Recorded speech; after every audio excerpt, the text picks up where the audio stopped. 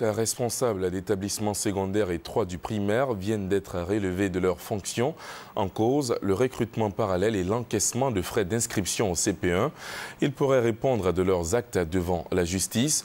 L'annonce a été faite ce matin au cours d'un point presse de l'inspecteur général du ministère de l'Éducation nationale. Les détails avec Sylvie Touré.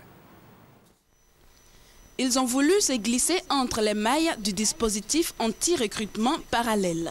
Ils l'ont payé de leur poste. Eux, ce sont les responsables des lycées modernes de Port-Boué, d'Abobo 1, de Dimbokro, d'Anyama et celui du lycée municipal de Pricro. Cet acte est d'autant plus ignoble qu'il s'accomplit moyennant paiement d'une somme d'argent aux responsables des établissements scolaires publics, pourtant fonctionnaires censés accomplir une mission d'intérêt public.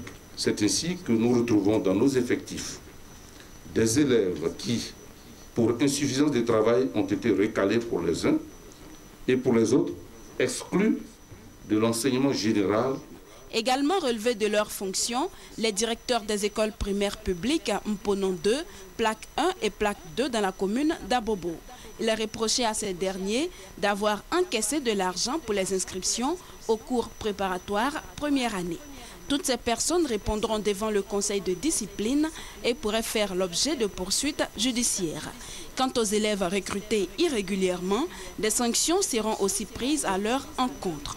Le ministère de l'Éducation nationale n'est pas resté insensible à cette vidéo qui a fait le tour du net. Après enquête, le directeur général de cette école privée, dont le directeur des études a infligé une sanction physique à 2 élèves, accusés d'avoir fait exploser des pétards à l'école le mois dernier, a été suspendu de ses fonctions.